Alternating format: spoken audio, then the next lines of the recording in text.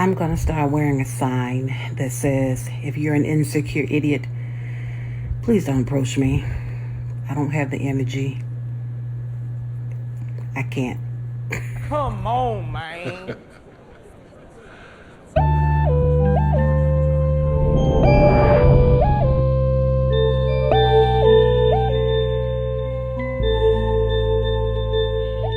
What's good, everybody? It is your man here, the Todd Voice, back with another YouTube video.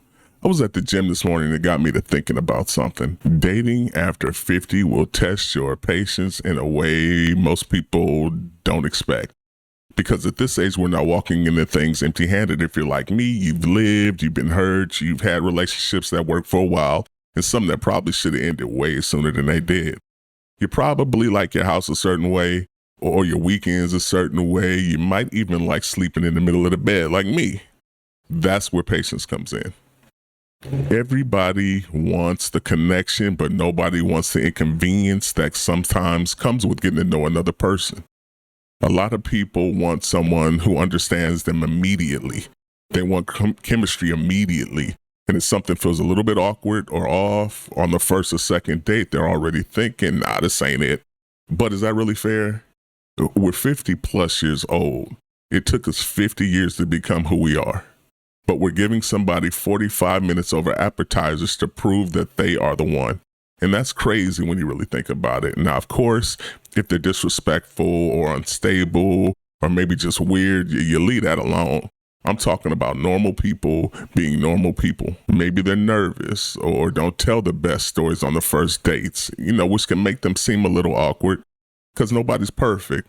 I remember when I was in my early 20s, I pulled up on this girl at the bus stop near the college, and I got out of my car with every intention of introducing myself. And when it came to the time to talk, I got a little bit nervous. And after we got to know each other over the next couple of weeks, she told me my lip kind of quivered when I first spoke to her, and she thought it was cute. Now imagine if she would have looked at that one nervous moment that I had, and she was like, nah, something's wrong with this dude. She would have made that decision about me before she even really got a chance to know me. And I think sometimes we do that now, especially online. The problem is that a lot of us have gotten so comfortable in our ways that we don't have the tolerance to let somebody interrupt that.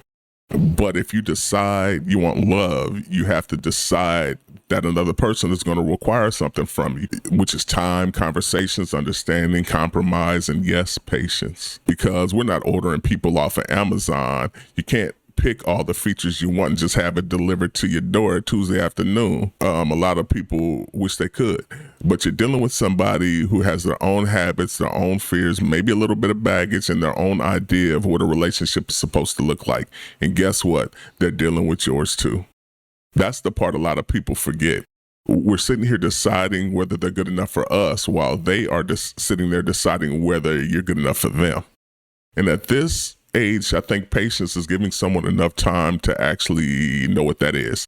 Not settling, of course, and definitely not chasing somebody who clearly doesn't want your ass. I'm talking about slowing down enough to stop making permanent decisions on temporary moments. Because maybe the person that doesn't knock you off your feet in the first 5 minutes is the same person that'll make you feel safe in the next 6 months. Maybe the person that isn't exciting in that chaotic kind of way is the exact person you need in your life. Or maybe giving it a fair chance, you realize that they're not the one. And that's okay. But at least you made the decision based off of who they actually were and not because they didn't perform perfectly on the audition. I remember one time I met this woman off of Plenty of Fish. We talked on the phone a few times, and eventually she invited me to her office so we can meet.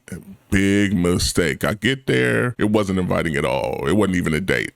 It was an interview. We're sitting across each other at her work desk, mind you. And she's talking to me like I came there looking for a damn job. I'm like, do I need to give her a resume or something? Needless to say, I was not her cup of tea. And apparently she wasn't hiring that day either. So whatever. But it taught me something. It taught me to be a little bit more careful about how far I'm willing to extend myself during the first meeting, because having patience doesn't mean ignore what you're feeling. And it doesn't mean every person needs 5 or 6 days to decide what's up. Sometimes you just know the energy's wrong. You can tell when it's not going any place. Dating after 50 is already hard enough. We're old. We don't need to make it harder by expecting someone to show us their entire heart on date number one. Sometimes you got to give people a minute, and sometimes you got to give yourself one too, because maybe patience doesn't mean wasting your time. Maybe it just means being a little bit slower to decide.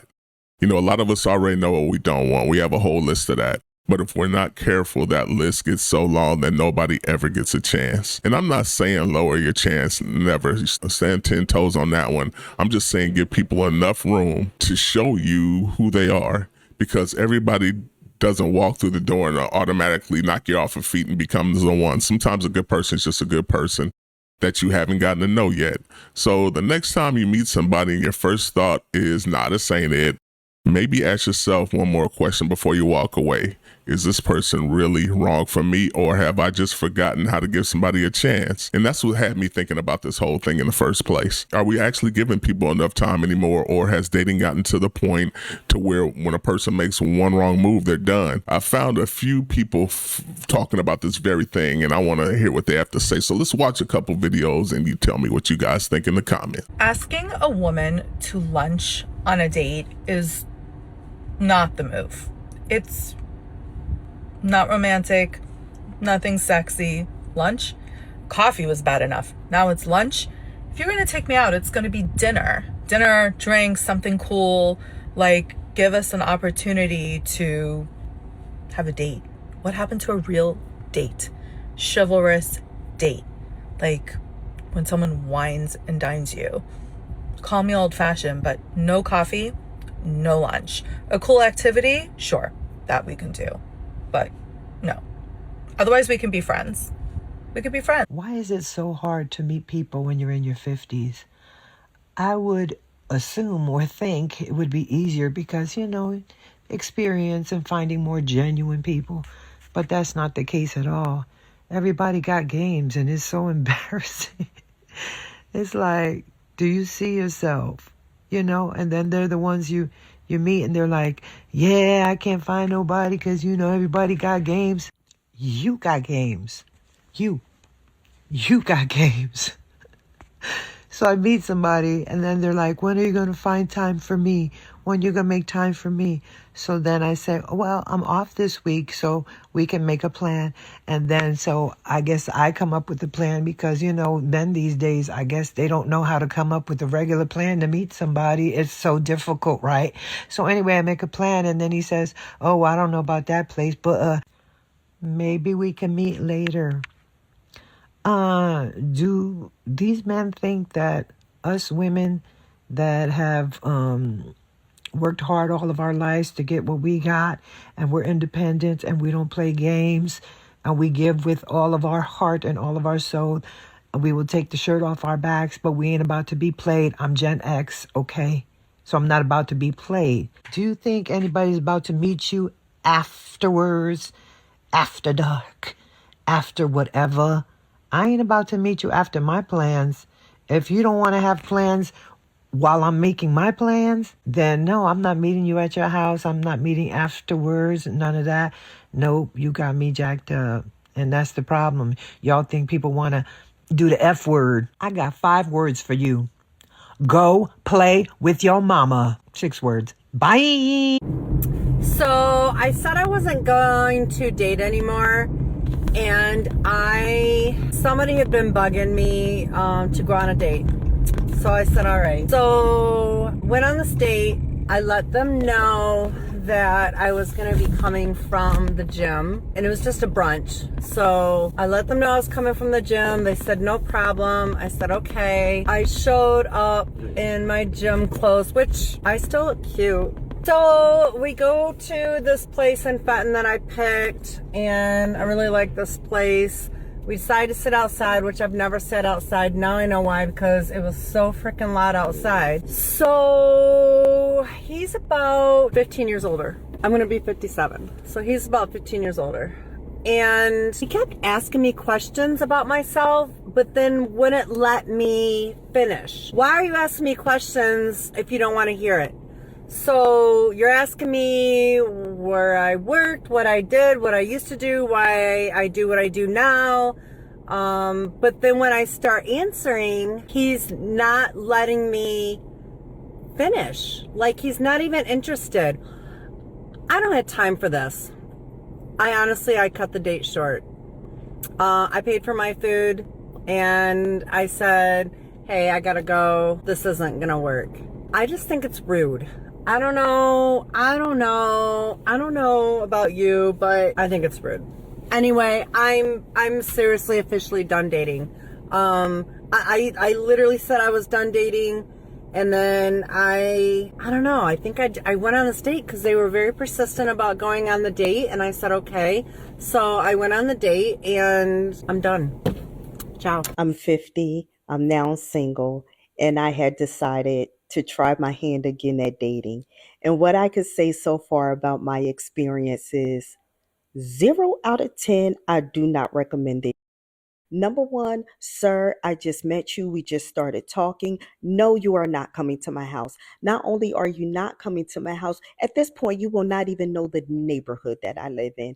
Number two, if you are a father that has visitation on the weekends, the weekend that you have your visitation, that should be the weekend that you tell anybody you're interested in that you are not available to go out on a date. You need to start doing that.